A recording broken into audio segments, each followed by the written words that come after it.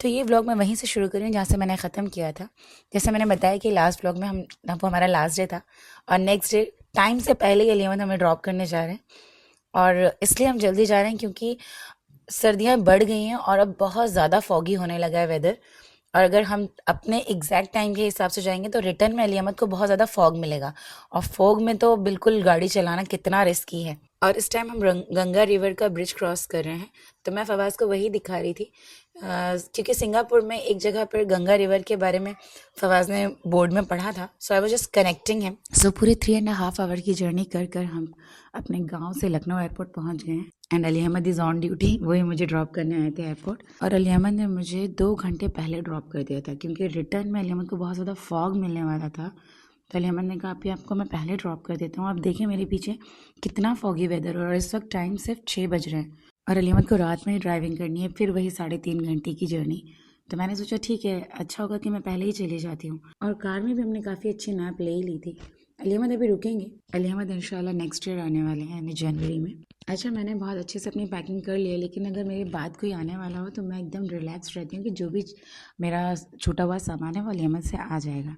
अब यमुना को समझ नहीं आ रहा है कि मामू हमारे साथ क्यों नहीं जा रहे हैं, क्योंकि दुबई में तो वो साथ में ही रहते हैं और आए भी साथ में ही थे ऑलमोस्ट। अच्छा, Fawaz was very worried for the whole journey क्योंकि फवाज अपने साथ गन लेकर आए हैं और उनको घर में सब ने बहुत समझाया कि गन मत लेके जाइए क्योंकि गन आपको अलाउ ही नहीं करेंगे लेके जाना। तो सबसे पहला क्वेश्चन फवाज का सिक्योरिटी से यही था, will you allow me this gun. But security checking में उन्होंने बिल्कुल अलाउ नहीं किया। फवाज यहाँ तक कि रोने लगे, बट अब रूल्स तो रूल्स होते हैं और मैं चाहती थी कि फवाज को यहाँ पे समझ में आए कि we have to follow the rules क्योंकि बच्चे घर पे समझाने से इतनी जल्दी समझते नहीं। जब उनको बाहर समझ में आता है कि that we can not do anything apart from following the rules, then he got काम। फिर हम अंदर आने के बाद अब लगी थी भूख क्योंकि हम घर से खाना खाकर निकले थे, लेकिन पूरे 5 घंटों के बाद अब बच्चों को भूख लगी थी। तो मैंने फ्रेंच फ्राइज़ और बर्गर फवाज को खिलाया, लेकिन बाद में मुझे पता चला यहाँ पर लाउंज है और अभी नया एयरपोर्ट बना है लखनऊ का, तो मुझे आइडिया नहीं था लाउंज का, लेकिन खाना खाने के बाद मैंने लाउंज देखा। तो एनीवेज फिर हम लाउंज के अंदर आ गए, बट क्योंकि हमने बाहर खाना खा लिया तो ज़्यादा भूख लगी नहीं थी। बट फवाज का नाचोस खाने का मन था और अनलिमिटेड फूड फैसिलिटी थी हमारे लिए यहाँ पर, तो मैंने नाचोस मंगाए और गेम जोन था तो यमुना गेम में बिजी हो गई और ये एक्स्ट्रा 3 घंटे मुझे पता ही नहीं चले क्योंकि अगर जर्नी बहुत कंफर्टेबल हो ना तो कितनी भी लंबी हो आपको अखरती नहीं है। सो आई वॉज़ रियली हैप्पी कि मैं भी जल्दी आ गई हूँ और उधर अली अहमद भी सेफली गाँव पहुँच गए हैं। तो मैं कॉल करके पूछ रही थी कि डिड ही रीच, तो मुझे 3 घंटे पूरे हो गए थे तो अली अहमद भी ऑलमोस्ट गांव पहुंचने वाले थे। तो टाइम हो रहा है 9:30 और अब हमारी बोर्डिंग स्टार्ट हो गई है। तो हम जा रहे हैं अपने गेट पर यमुना ने बहुत मुश्किल से वो बॉल उसको रिटर्न की। वो बहुत रो रही थी, उसको बॉल देनी ही नहीं थी। हमें अपने गेट तक पहुंचने में पूरे 20 मिनट्स लगे और हमारा लाउंज हमारे गेट से बहुत दूर था, तो हम काफ़ी लेट हो गए थे। इसके लिए हमें बस में काफ़ी लंबी क्यू में खड़ा होना पड़ा। एनीवेज क्योंकि मेरे पास ज़्यादा सामान नहीं था, मैंने मोस्टली सब चेक इन में ही डाल दिया था। हैंड लगेज सिर्फ एक सूटकेस थी, so it was easy to carry.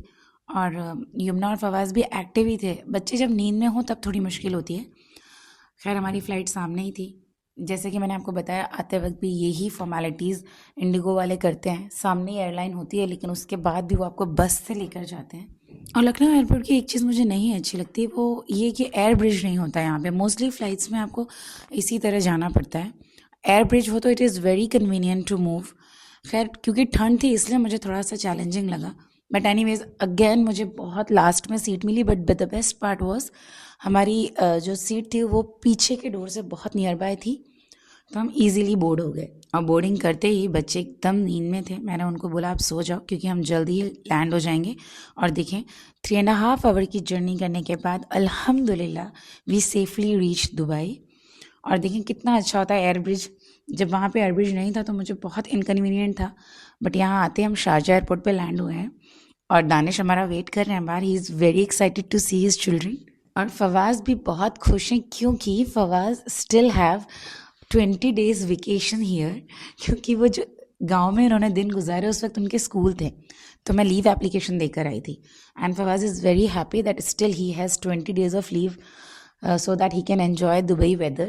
लेकिन आरिज़ अभी भी नहीं आए हैं। आरिज़ हमारे 10 दिनों के बाद आने वाले हैं, बिकॉज़ उनके यहाँ पे उनके मामू के घर में शादी है। तो आरिज़ अलीशा अभी भी मुंबई में ही हैं, बट कोई नहीं, ये 10 दिन तो पता ही नहीं चलेंगे क्योंकि वेदर इतना अच्छा है और छुट्टियाँ हैं, तो every day is a long vacation. तो हर दिन दानिश हम लोग को कहीं ना कहीं बाहर घुमाने लेके जाने वाले हैं। और इन 10 डेज़ में हमारा एक दिन ओमान जाने का भी प्लान है, तो हम पूरा एक लॉन्ग वीकेंड ओमान में भी स्पेंड करेंगे इंशाल्लाह।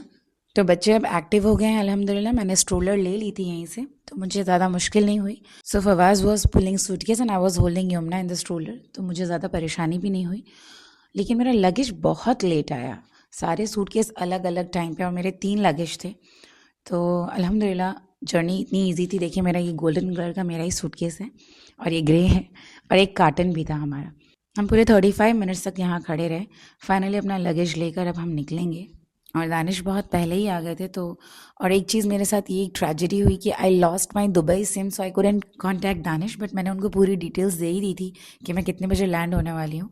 फिर मैंने अपना मोबाइल को वाईफाई से कनेक्ट किया और देखें बाहर दानिश खड़े हैं। तो यमुना ने और फवाज ने जैसे ही दानिश को देखा, तो यमुना से तो कंट्रोल ही नहीं हो रहा था कि वो ट्रॉली से जंप करके डैडी के पास चली जाती और फवाज तो रेलिंग से ही जंप करके डैडी के पास चले गए। ये हमारी फर्स्ट टाइम ऐसी जर्नी थी जब दानिश दुबई में अकेले थे और हम सब इंडिया में थे। तो दानिश ने बच्चों को बहुत मिस किया, इनफैक्ट हम सब ने दानिश को बहुत मिस किया। लेकिन ठीक है, लाइफ में ये चीज़ें होनी चाहिए ताकि एक दूसरे की इम्पोर्टेंस, प्रेजेंस और एब्सेंस का एहसास होता रहे। और दानिश ने अपने बच्चों का बड़ा वार्म वेलकम किया, हम सब के लिए वो चॉकलेट्स लेकर आए। तो एयरपोर्ट के एग्जिट पे ही पार्किंग पेमेंट बूथ है, दानिश पेमेंट कर रहे हैं पार्किंग की और हम लोग जा रहे हैं अपना लगेज लेके अपनी कार के पास। और वेदर बहुत अच्छा है अल्हम्दुलिल्लाह। यहाँ एकदम चिल्ड वेदर से हम लोग एकदम काम वेदर में आ गए। यहाँ वेदर अच्छा है, मतलब ज़्यादा ठंड भी नहीं है और गर्मी तो बिल्कुल भी नहीं है, तो बहुत सुकून मिल रहा है। और हमारा सामान पूरा ट्रंक में रखने के बाद अब हम अपनी कार में बैठ गए हैं, सेटल डाउन हो गए। इस वक्त रात के 3 बज रहे हैं, लेकिन बच्चों को बिल्कुल भी थकान नहीं हो रही। जैसे उन्होंने डैडी को देखा अल्हम्दुलिल्लाह वो इतने एक्टिव हैं और उनकी नेवर एंडिंग स्टोरी शुरू हो गई है। उन्होंने गांव में क्या क्या किया, कैसे अपनी छुट्टियां गुजारी, डैडी ने कैसे मैनेज किया। सो दे वर कंटिन्यूसली टॉकिंग। और डैडी हैं कि अपने बच्चों को उनका बस नहीं चढ़ रहा कि वो क्या दे दें, तो जो चॉकलेट वो मुझे खिलाने के लिए मना करते हैं अक्सर, वो अपने बच्चों के लिए वो लेकर आए हैं। And this is something for me which is my favourite. तो मैंने बच्चों को चॉकलेट दी और मैंने वेफर्स खाए क्योंकि मेरा तो वही फेवरेट है। वैसे तो दानिश बहुत नाराज़ होते हैं इस तरीके से चॉकलेट खाने से, और वो भी कार के अंदर। लेकिन आज क्योंकि इतने दिनों बाद बच्चे मिले हैं तो सारी गलतियाँ माफ़। एकदम दिल बड़ा कर लिया उन्होंने कि जैसा करना है वैसे रहो। बहुत अच्छा लग रहा है, इतने दिनों के बाद मैंने अपने बच्चों को देखा है, तो उनको बिल्कुल टोको मत, डांटो मत। तो मैंने भी उनको नहीं रोका, ओके एन्जॉय। और अभी सफ़र पूरा भी नहीं हुआ कि एक और ट्रैवलिंग की प्लानिंग शुरू हो गई है। तो जैसा मैंने आपको बताया कि हम लोगों को ओमान जाना है, तो फाइनली अल्लाह का शुक्र अल्हम्दुलिल्लाह बहुत खैर आफियत से हम अपने घर पहुंच गए हैं। दानिश ने कार पार्क की और सारा लगेज निकाला। और हर बिल्डिंग में एक ट्रॉली हुआ करती है, तो we were just finding the trolley, क्योंकि जो ट्रॉली सूटकेस है उनको तो पुल करना ईजी है, बट एक कार्टन है हमारे पास, वो थोड़ा हैवी है। तो फवाज वो ट्रॉली लेकर आ गया और उसमें अपना अपना सामान लोड किया और अल्हम्दुलिल्लाह हम अपने घर पहुंच गए हैं।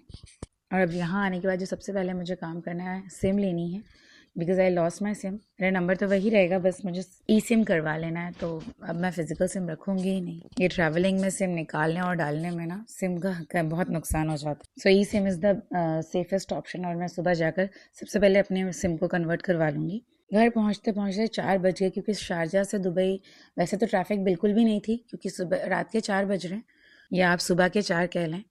लॉक खुलने के बाद जैसे मैं अपने घर पहुंची हूँ, मुझे इतना सुकून मिला है। एक बात तो सच है कि मायके में कितना भी अच्छा लगे, लेकिन सुकून अपने ही घर में आके मिलता है। तो हर चीज़ मेरी वेल मेंटेन थी सिवाय दानिश के टॉवेल के, एज़ यूजुअल। तो आज के लिए बस इतना ही। उम्मीद करती हूँ आपको मेरा व्लॉग पसंद आया होगा। मिलते हैं नेक्स्ट व्लॉग में एक नई जर्नी के साथ। हमें अपनी दुआओं में याद रखें। तब तक के लिए अल्लाह हाफिज़।